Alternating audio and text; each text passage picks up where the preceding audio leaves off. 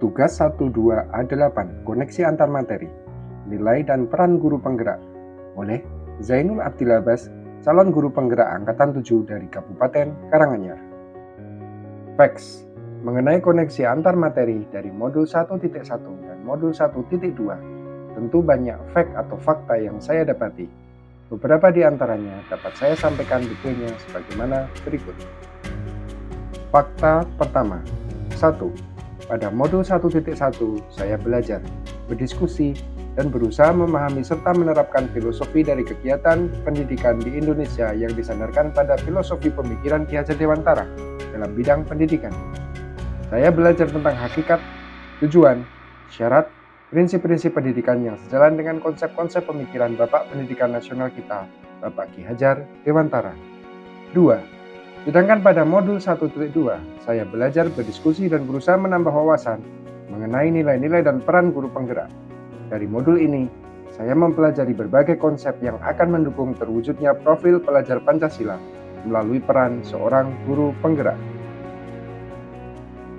Fakta kedua, pada intinya, saya memahami bahwa modul 1.2 muaranya adalah 3 tahap kondisi atau aksi yang seharusnya dijalankan oleh seorang guru penggerak, yaitu tergerak, bergerak, dan menggerakkan. 1. Kondisi tergerak. Dalam memahami konsep ini, kita diajak untuk mempelajari beberapa konsep, yaitu tentang kinerja otak, riun brain, dipikir cepat atau lambat, tentang kebutuhan genetik, yaitu 5 kebutuhan dasar manusia, serta tentang tahap-tahap tumbuh kembang anak. 2. Aksi bergerak.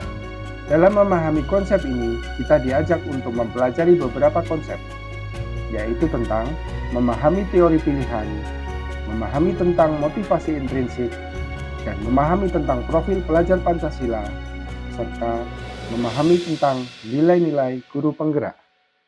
3. Aksi menggerakkan. Dalam memahami konsep ini, kita diajak untuk mempelajari beberapa konsep, yaitu diagram identitas gunung es, lingkaran pengaruh, dan peran guru penggerak. Fakta ketiga.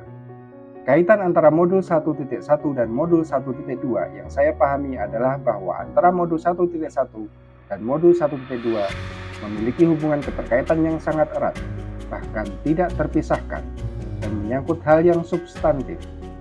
Jika pada modul 1.1 kita diajarkan untuk menguatkan dasar kita sebagai guru berkaitan dengan filosofi di bidang pendidikan yang harus kita pedomani, maka pada modul 1.2 kita dibekali dengan tools atau alat untuk mengeksekusi setiap implementasi yang berkaitan dengan filosofi pendidikan.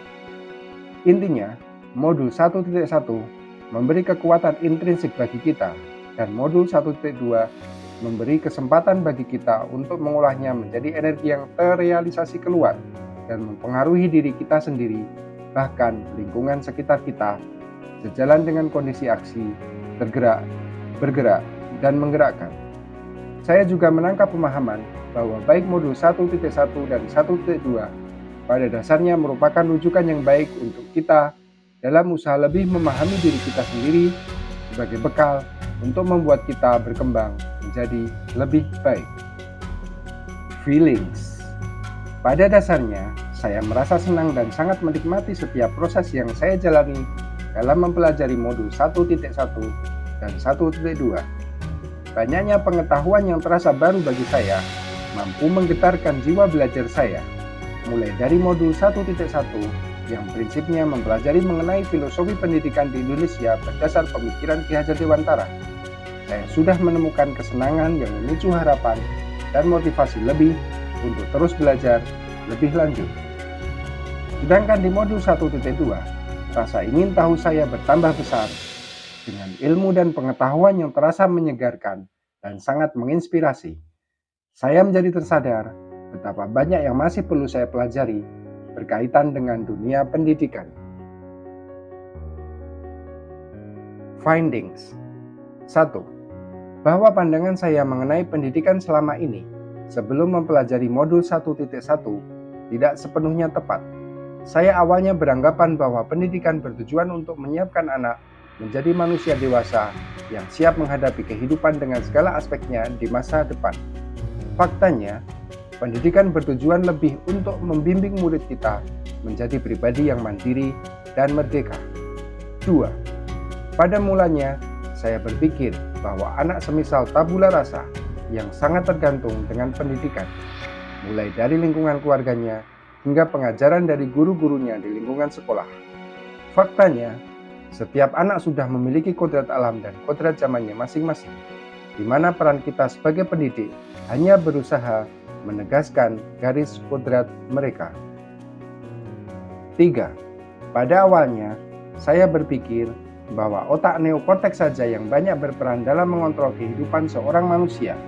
Faktanya, ada bagian otak yang bernama batang otak atau otak reptil, otak limbik atau otak mamalia, dan otak primata yang sangat berjasa dalam menjaga kehidupan seorang manusia dengan cara kerja yang unik, kadang saling bertentangan, namun dengan tujuan yang sama, memastikan manusia hidup dengan baik dengan segala keistimewaannya. 4. Sebelumnya, saya berpikir bahwa manusia bebas dalam menegaskan kebutuhannya sesuai dengan apa yang diinginkannya. Faktanya, justru manusialah yang dikendalikan oleh pemenuhan kebutuhan-kebutuhannya, yang jika dirinci, meliputi kebutuhan akan kelangsungan hidup, kasih sayang, kekuasaan, kebebasan, dan kesenangan. 5. Pada mulanya, saya berpikir bahwa sifat dan karakter setiap manusia ditentukan sejak dari masa lahirnya, berkaitan dengan faktor genetiknya, dan interaksi dengan lingkungan hidupnya hanya berperan sebagai penguat saja. Faktanya, karakter seseorang sangat dipengaruhi oleh setiap tahap dalam kehidupannya. Kecukupan atau kekurangan faktor pendukung dalam setiap tahap kehidupan itulah yang akan mempengaruhi pembentukan sifat atau karakter seseorang. Future. Saya akan merencanakan sebuah rangkaian kegiatan yang bertujuan dalam memperkuat nilai-nilai guru penggerak dalam diri saya, yang sekaligus memfasilitasi perwujudan peran saya sebagai seorang guru penggerak. Beberapa kegiatan sederhana yang saya rencanakan dan dapat dengan segera saya lakukan, di antaranya: 1. Berusaha untuk selalu memfasilitasi pembelajaran yang menyenangkan bagi murid. 2. Menjadikan murid sebagai fokus utama, bahkan subjek, dalam setiap rangkaian kegiatan pendidikan yang saya fasilitasi. 3. Aktif dalam mengikuti kegiatan pengembangan diri sejenis dengan diklat, workshop, lokakarya, seminar, dan kegiatan ilmiah lain secara mandiri, baik daring maupun luring. 4. Membiasakan diri untuk melakukan refleksi secara berkala ataupun secara insidental, untuk melakukan perekaman terhadap setiap langkah pengembangan diri saya, sekaligus sebagai salah satu dasar perbaikan yang diperlukan. Demikian paparan saya tentang koneksi antar materi di modul 1.2.